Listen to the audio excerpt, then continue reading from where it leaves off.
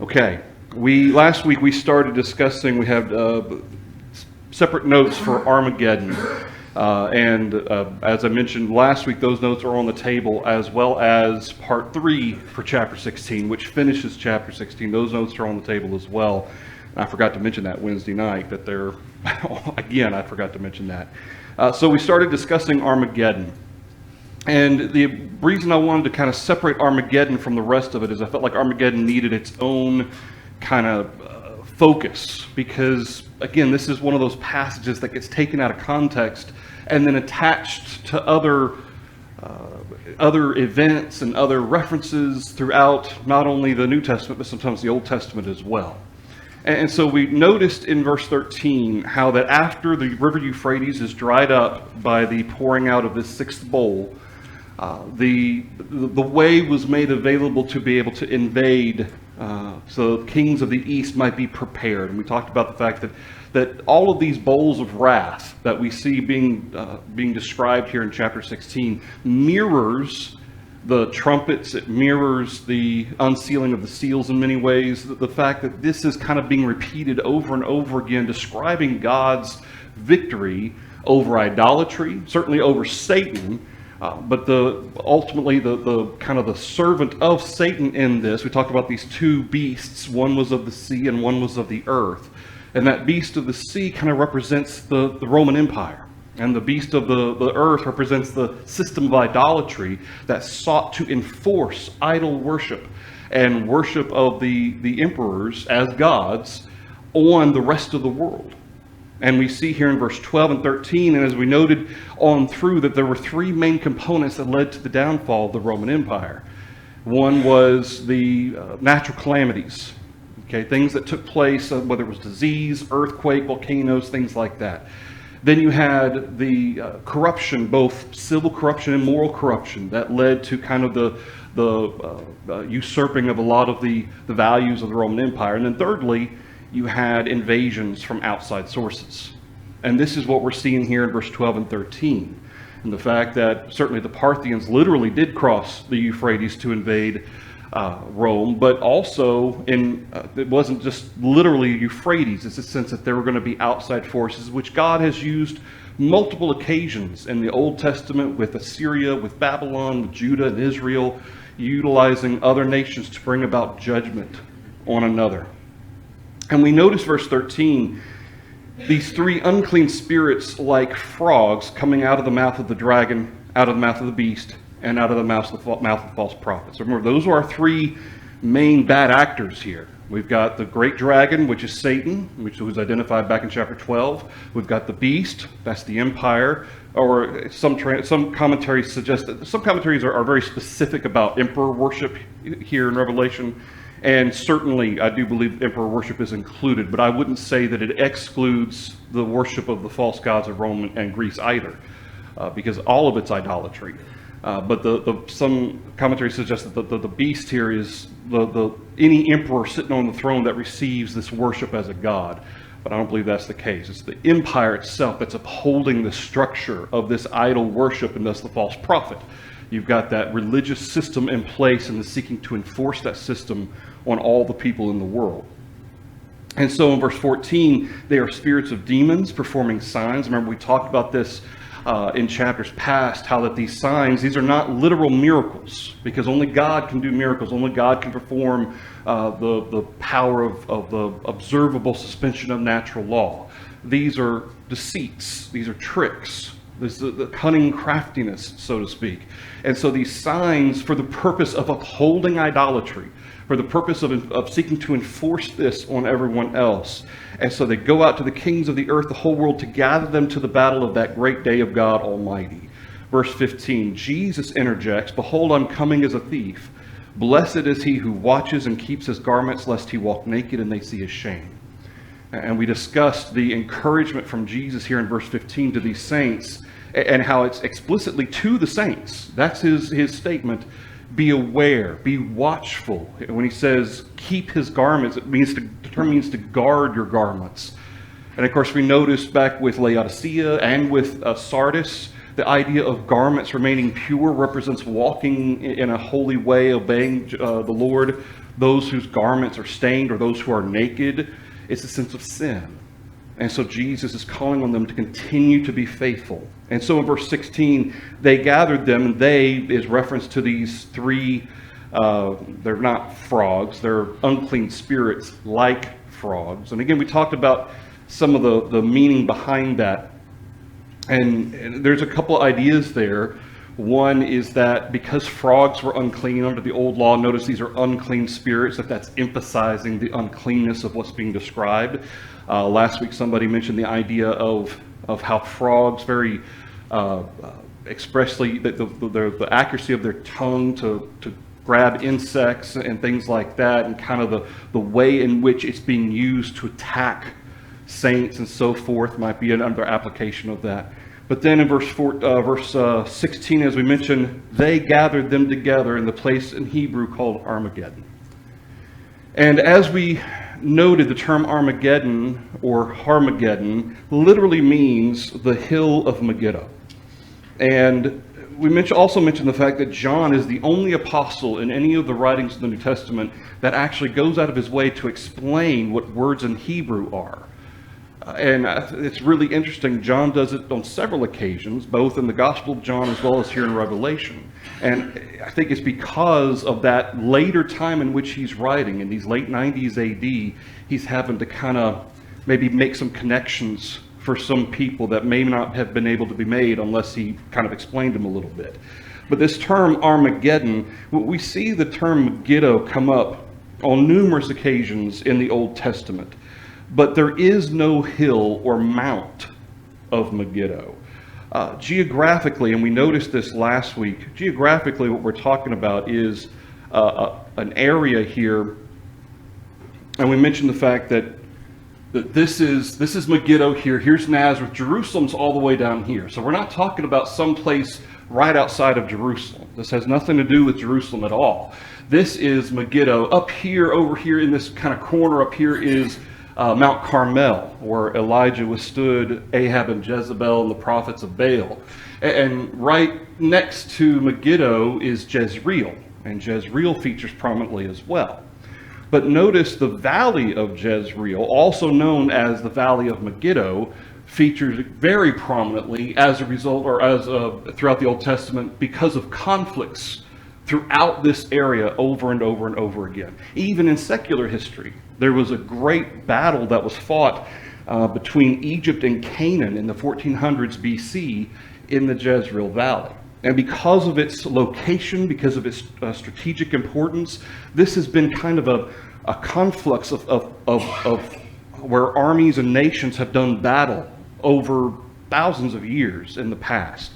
And so it's interesting to note that this area is known, again, in ancient times as a place of war, a place of battle, a place of death. And so it's kind of in that vein that this term Armageddon is being used. Now, this represents kind of the area of Megiddo. Now, this is not a hill. This is actually a tell, which is kind of a man-built hill here. But this isn't a hill. This is all a plain, and you can see kind of the farmland out and all the way through here. This itself is not it's just a bump. But there is no hill. It's a plain. And as we mentioned, it's at the mouth of the Jezreel Valley. The Jezreel Valley is 1 mile wide, going from here all the way down that way. I think it's 85 miles the Jezreel Valley runs. And so kind of keeping in mind or remembering kind of what our situation is here, going back to Revelation, when they gathered them to the place in Hebrew called Armageddon, literalists who want to view this as being a literal war, literal battle, they have a lot to contend with. For instance, we mentioned back in chapter 9 that there were 200 million horsemen that were prepared for battle that John saw. 200 million horsemen are not going to fit in the Jezreel Valley. We talked about this wine press and the blood that came from the wine press, and people have applied that as being the blood that's going to come from this great battle, and how that it was described in Revelation 14 as about 5 inches high and 200 miles long. The Jezreel Valley won't accommodate that much blood. And so again, this is not meant to be taken literally, and yet people view this term Armageddon as the end of the world. When in reality, the term is, this is the only time in the entire Bible that it ever is used. The hill of Megiddo is never used anywhere else. And it's all meant to represent this place of battle. That's it. That this is a place of conflict, a place of battle. There's nothing significant about its geography other than that this was a place of battle for thousands of years in the past. And so people understood, they recognized when they heard this word Armageddon or Harmageddon, the hill of Megiddo. Well, people who were familiar with that area, they would know there is no hill of Megiddo. That helps to emphasize the fact that this is not a literal place. This is a figurative idea, a place of conflict, a place of battle. Any thoughts through that? We see this actual battle take place, well, if you want to call it that, in chapter 19. Okay, so we skip a couple chapters until the actual battle takes place. And in chapter 19, and I'm not going to, we'll cover these more specifically once we actually get to chapter 19. But here in chapter 19 and in verse 19, this is the whole battle. It takes place in 3 verses. I saw the beast, the kings of the earth, and their armies gathered together to make war against him who sat on the horse and against his army. This horse in the army earlier of chapter 19 is Jesus. And in verse 20, when then the beast was captured, and with him the false prophet who worked signs in his presence, by which he deceived those who received the mark of the beast and those who worshipped his image. These 2 were cast alive into the lake of fire burning with brimstone. Now here in verse 20, you see how we have the beast and the false prophet. Remember, the dragon, they're serving the dragon. They're serving Satan. So this is the empire. This is that system of idolatry. And notice those who received the mark of the beast and those who worshipped his image. That phrase keeps coming up. And it's that possessive ownership. Okay, those who are the people of God, they had the name of the Father on their forehead. That was their mark. Whereas the mark of the beast is the name of Satan. Okay, because he's the one who owns them. It's a possessive concept. And so if the saints are owned by the Lord, by Jehovah, by Jesus, then those who worship the beast and worship the image of the beast, they are owned by Satan. These 2 were cast alive in the lake of fire burning with brimstone. Verse 21, the rest were killed with the sword which proceeded from the mouth of him who sat on the horse, and all the birds were filled with their flesh. What is it that killed the rest? A sword. Where did it come from? The mouth. Now remember back in chapter 1 when we were introduced to John's kind of showing this vision of Jesus? And do you remember how even Jesus referenced, I think it was to Pergamum, where they had these 2 different 3 factions ultimately. You had those who held to the doctrine of the Nicolaitans, the doctrine of Balaam, and then those who didn't hold to either, but were allowing the other 2 to continue with them. And Jesus says, repent, or else I will come and I will fight against them with the sword of my mouth. So there's 3 references to the concept of the sword of the mouth that's in Jesus. So what is it? If it's coming from the mouth, what is it? The word, the teaching, the judgment of God. And of course, who's going to sit on the judgment seat? Jesus is. We're all going to stand before the judgment seat of Christ. It is Jesus' word, his teaching, his judgments that are going to bring these individuals, not literally in the sense of kill them physically, but in the sense of bringing judgment to them, certainly spiritually. But the idea here, verse 21, is that this is emphasizing the downfall of this construct of idol worship, and how that Jesus is going to bring all of this down. God's going to bring this down, and those who continue to worship it, those who continue to follow in the worship of the idols and the emperor, they're going to be sentenced as well.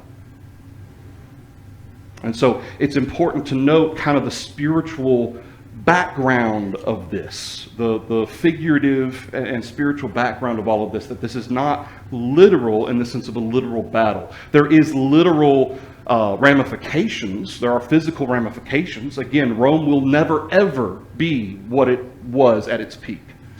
Okay, by the time 313 AD comes around, it is no longer what it once was.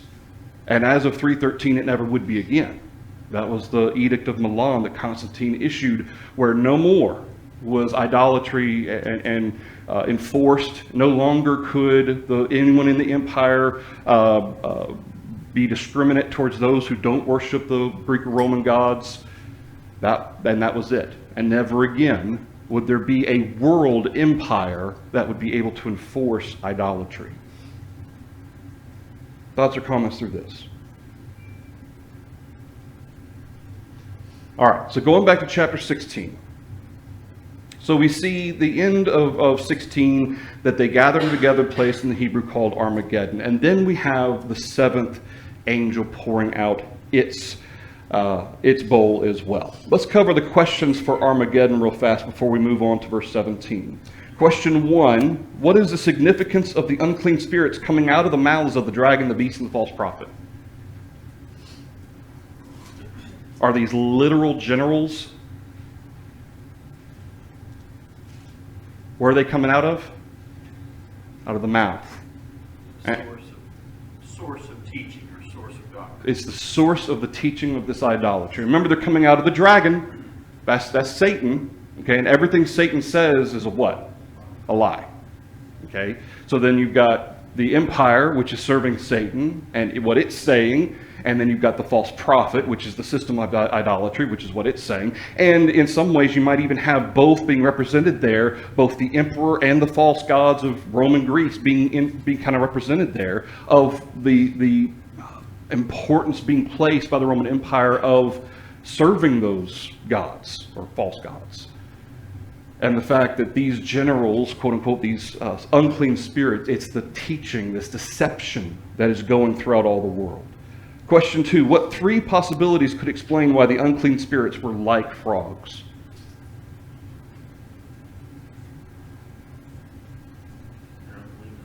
Okay, first of all is the fact that they were unclean. Okay, frogs under the Old Testament were considered unclean, and that may simply be used to emphasize the idea of uncleanness. And then, as we also mentioned, it could be that they were moving like frogs. It could be that they look like frogs. And then, of course, in class last week, someone mentioned the idea of coming from the mouth, and how specific frogs use their tongues and so forth, that may kind of have some importance with regard to the teaching of false doctrines and the teaching of idolatry and so forth, that it's very targeted and very specific in its purpose by Satan. Many of the frogs in that area are toxic. And that's right, yeah, and that was the other thing that was mentioned last week, that you mentioned last week, is that a lot of the frogs in that area are toxic. And people can die if they even touch them and then ingest some of that toxin and so forth. So there may be a component of danger there as well. It's also just an easy symbolism. For most people, frogs are just gross, and they're one of the plagues that came upon Eve. That's right. They stink, everything, but for most people, that's right. They're just nasty. Yep, you're absolutely right. Yeah, the frogs. And again, we had a lot of parallels with the plagues of Egypt and these plagues on Rome. A lot of these parallels that go back to the plague of Egypt, it's, again, those were literal plagues. These are figurative in that sense of what God's going to bring about on Rome. But certainly that I guess that, and of course with the Egyptian plague of the frogs, once they died, the whole land stank, like you mentioned. And so that could be part of that as well. All right, question 3. What is the purpose for Jesus' encouragement to the saints, and in what way would he come as a thief? Why does he specifically address the saints of verse 15? After being told about these unclean spirits, and these are spirits of demons, and they're performing signs, they're going to gather the kings together, Jesus all of a sudden interjects himself there. Why? In the mind of the saints, as they read verse 12, 13, and 14, what does Jesus want to allay? Seeking to calm his people. Okay, seeking to allay any fear, trying to help them to understand, don't be afraid. Understand that this is what's coming upon the empire. I'm coming as a thief. Which is to say, it's going to come at certain points in time. And of course, this took place over 200 years.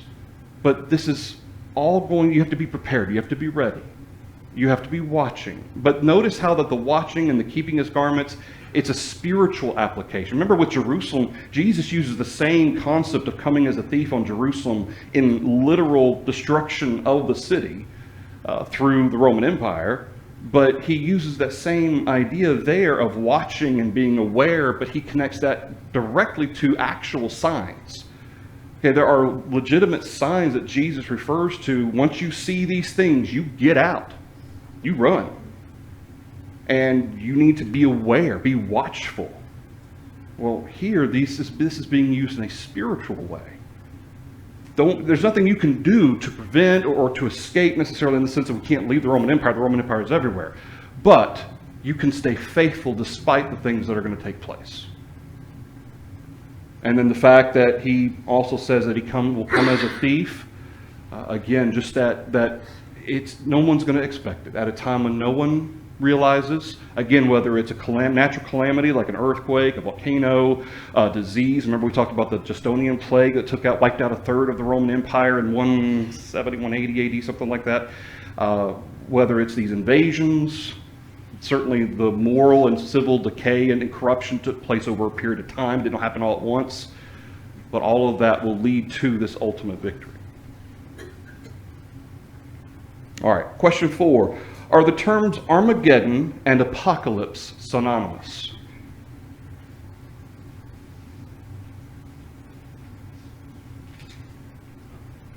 Okay. If not, what do they mean? What does apocalypse mean? Revelation. Okay, we see the term used in Revelation 1 verse 1. The term apocalypse, or what's translated apocalypse, literally means a revealing. It does not mean the end of the world. It doesn't mean some giant explosion. It doesn't mean some giant war. Apocalypse literally means that which is revealed. What does Armageddon mean? Hill of Megiddo. Hill of Megiddo. That's all it means. It doesn't mean this great war. It doesn't mean it's not an asteroid hitting the earth like the movie. Armageddon was a hill, a fictional place, by the way, not a real place, a hill that doesn't exist, of Megiddo, which is an area, a plain. And that's it. That's all it means. Question 5. Does the place called Armageddon actually exist? Okay, no. No, Megiddo exists, but the hill of Megiddo does not exist. Question 6. The Valley of Megiddo also was known as by what other name? Valley of Jezreel. Yeah. And then question 7. What 3 context-specific issues do literalists have to deal with to interpret a physical war from this text? Size of the army, that 2 million. 200 million Logistics. horses. Yep. From back to chapter 9. What else? River of blood would fit either. A river of blood. Okay, that would be 200 miles long. And then you've got, frogs, verse 13. How are they going to... And remember, and notice how throughout Revelation, John uses these similes. What's a simile? A comparison using like or as. Okay, and over and over and over and over and over throughout Revelation, we have these similes being referenced. It's like this, or it was as of this.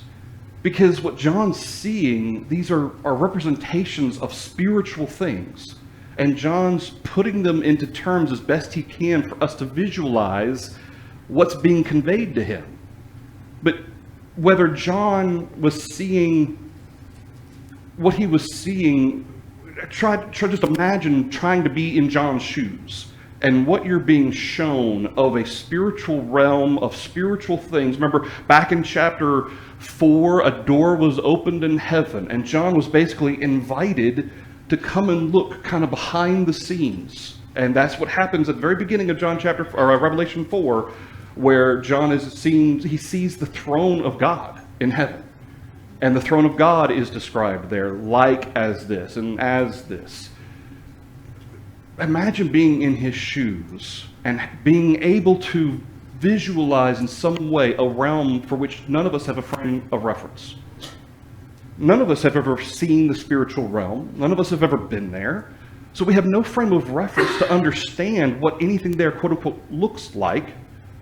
So John's having to convey this in terms as best he can to help us kind of understand and visualize what it's all about. And it's being done so deliberately and in a way through the Holy Spirit to convey meaning. Not literal events, not literal wars, not literal plagues, but symbolic meaning. All right. Anything else through that?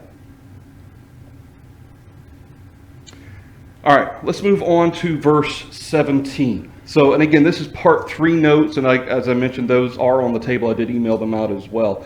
But here, starting with verse 17 on through verse 21, we have the 7th bowl being poured out. And again, there's always these 7s that keep popping up. The 7 seals, the 7 trumpets, the 7 bowls, there's 7 angels, there's 7 plagues, all these 7s representing the concept of this fullness, this completeness.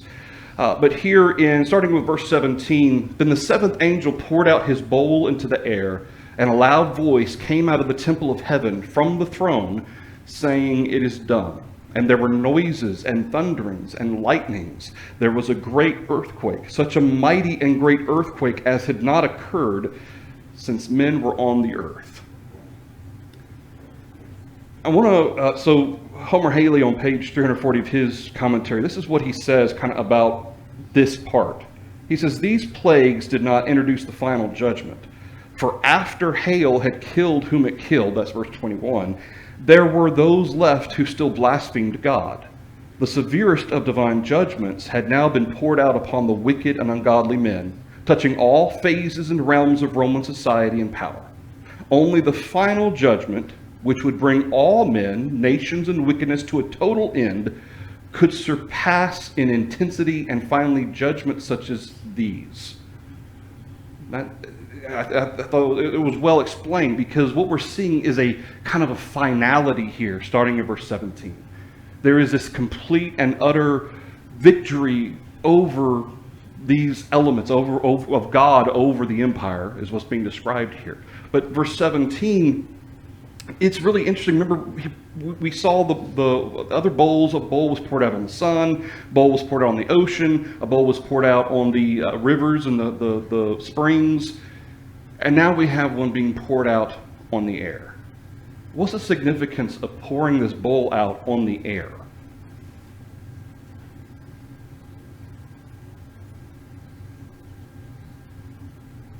What when you think about the air, okay, what does it encompass? It's not limited anywhere. Okay, it's not limited, all right? It's encompassing the whole world.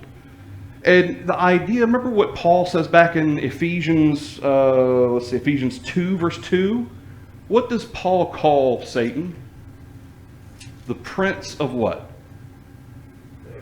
Prince of the power of the air. Okay, the prince of the power of the air. And I think that's a really interesting phrase, because it's being used to represent that he's the prince of the world, not in the sense that he has some possession or ownership over the literal earth. God made that, but the sense of which Satan has been allowed to work in the world, in the sinful world, in the world of man. He's the prince of the power of the air. Air is a very physical component. And now that we've got all of these bowls being poured out, we have all 4 basic, what we refer to as the elements of creation, of earth, fire, water, and now air or wind. Okay, all 4 have been shown here. And the sense in which God's conquering covers all of that. God's power, God's victory covers all of the realm of Satan. The realm in which Satan dwells, and Satan still holds this final stronghold. Remember, we talked about kind of that imagery in chapter 12, how that Satan had been taken down. He'd been cast down from heaven. And this sense in which he no longer would be allowed to do the things that he once did. But, remember it said, but he knew he had a limited amount of time. He knew he only had a short amount of time. Well, his last stronghold, his last full handful of literal physical, I guess you could say, ownership or possession, was the Roman Empire. That was still his last bastion of being able to enforce idol worship throughout the world, trying to force Christians to recant the name of Jesus, and if they won't, we're going to put them to death. Remember, we read Pliny the Younger and how that he wrote to the emperor saying that those who are Christian, who are real Christians, can't be made to recant, and so I kill them. Well, we see here in verse 17 this air, kind of this plague, this bowl of wrath. Remember, these are plagues mixed with the wrath of God, poured out in the air. This final place where Satan kind of has his dominion. And a loud voice came from the temple of heaven, from the throne. Okay, well, temple, that's where God dwells. Who's sitting on the throne?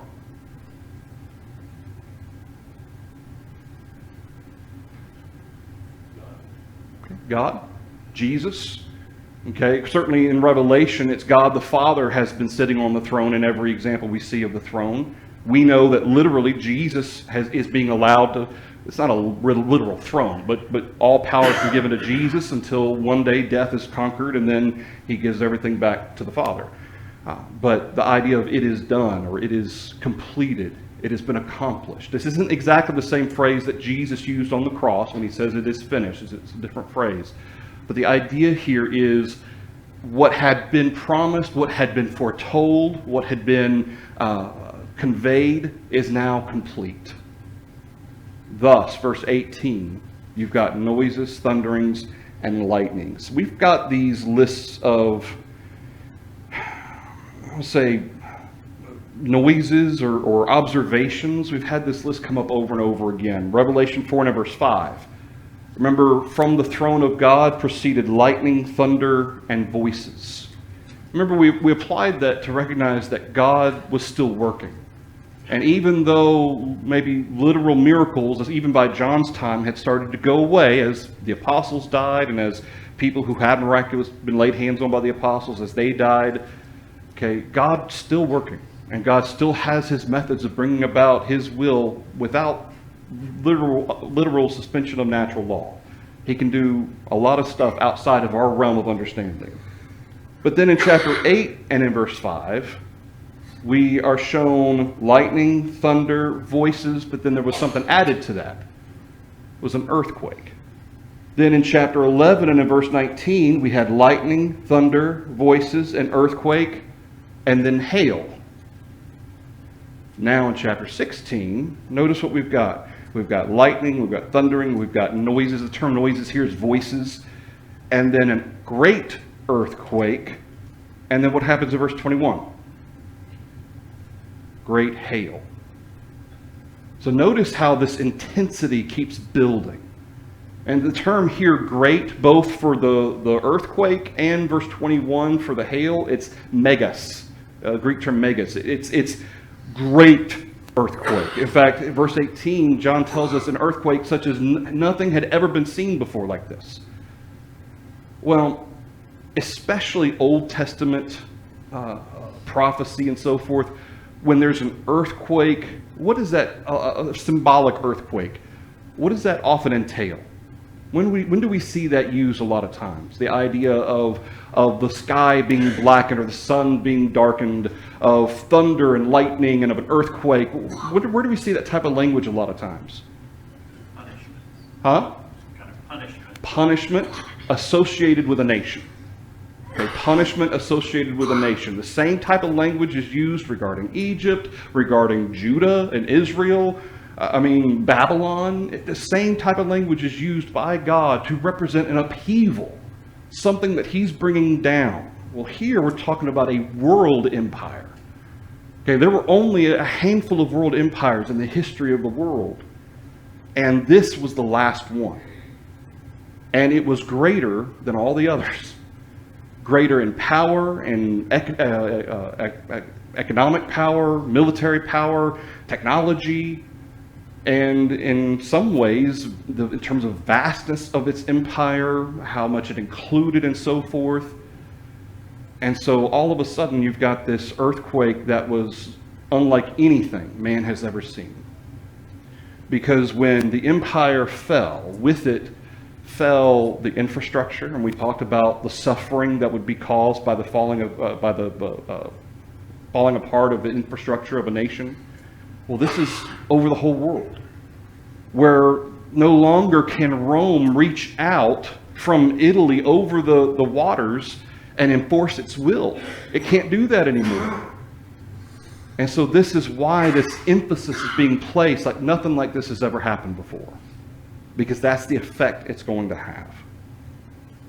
Then in verse 21, as I mentioned, great hail from heaven fell upon men, each hailstone about the weight of a talent. Men blasphemed God because of the plague of the hail, since that plague was exceedingly great. The weight of a talent, it's been estimated anywhere from 60 to 100 pounds. But generally speaking, it was around 90 to 95 pounds. If you got hit with something like that falling from the sky, what would happen? You're dead. I mean, there's just no doubt about it. There's no surviving that. So what's being described in verse 21 is deadly hail being cast down upon men. And then those who survive this, what do? They blaspheme God. Remember, we talked about, that's the third time now we've seen this come up, where after the fourth and the fifth bowls were poured out, what did men do? They blasphemed God. They refused to repent. They refused to glorify Jehovah. And we talked before about, well, what does that mean, they blaspheme God? Does that mean that they're cursing the name of Jehovah? And I suggest that it's not so much that they're cursing Jehovah's name, because a lot of these people probably don't even know Jehovah or read anything about Jehovah. But instead, what? What's another way that they could blaspheme God?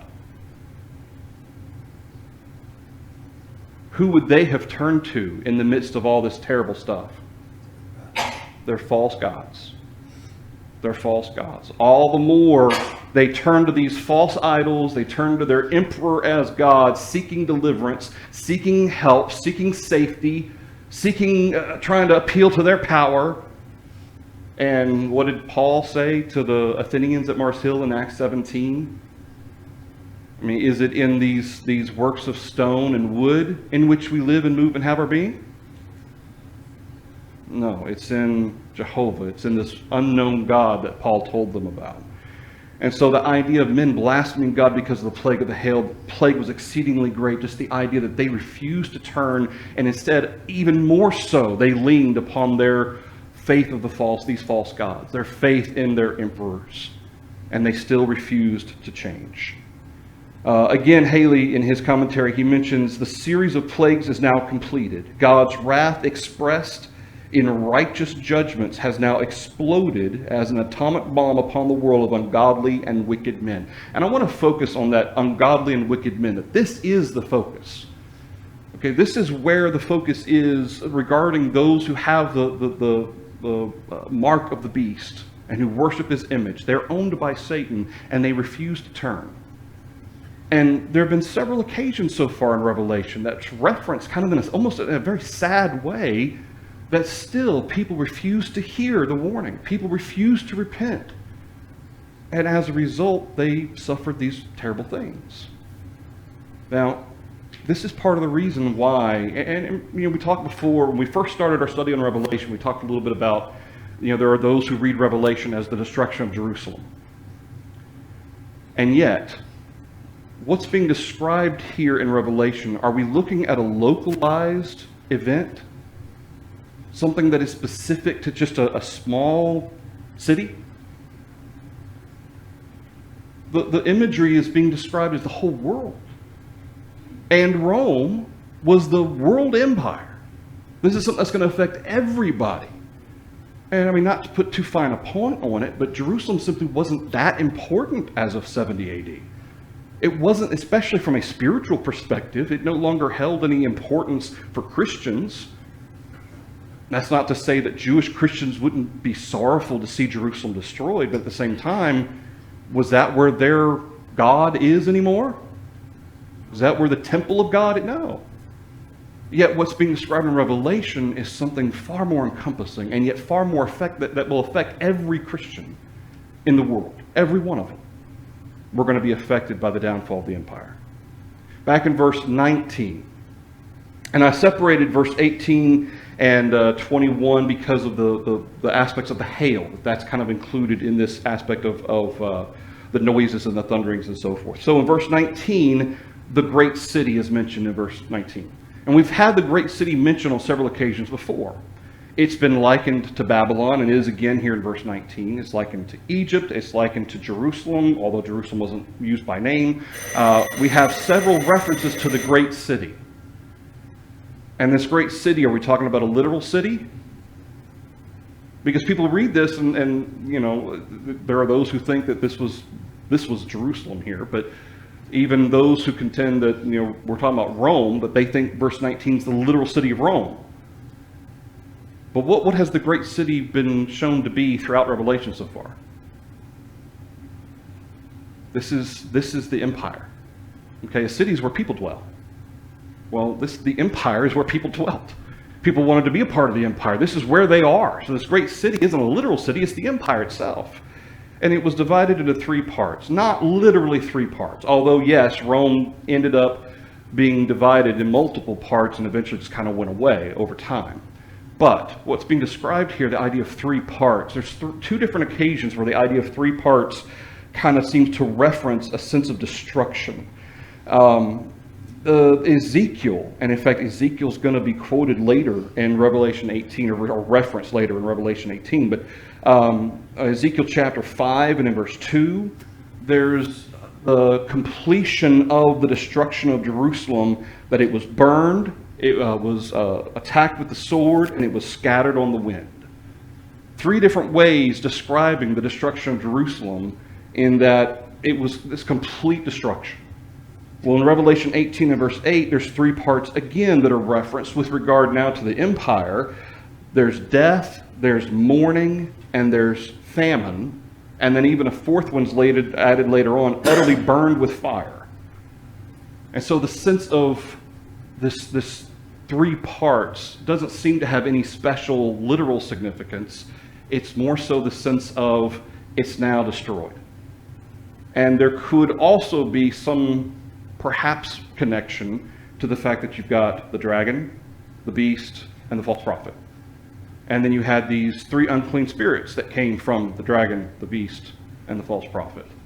And now 3 parts, which is representative of Rome and its effort, idol worship, the effort of idol worship, now completely being wiped out.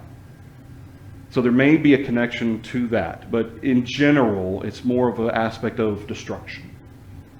Great Babylon, not literal Babylon, but in this case, this is the Roman Empire being described, was remembered before God to give her the cup of the wine of the fierceness of his wrath. Now remember, this came back in chapter 15, when we're first introduced to the 7 angels who would pour out these bowls of wrath.